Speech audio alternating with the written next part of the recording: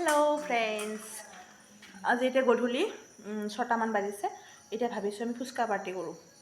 পূৰা ফুচকা পাৰ্টি এতিয়া চাই থাকক দেই। এইটো তেতেলী পানী, এইটো হৈছে আলু পিটিকা, এইটো ফুচকা। এতিয়া ৰেডি দেই, খোৱাহে কথা।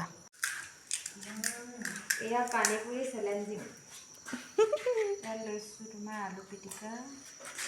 আলু পিটিকা ভালদৰে দিয়াহে, বেছিকৈ লোৱা, অভাৰ আছে।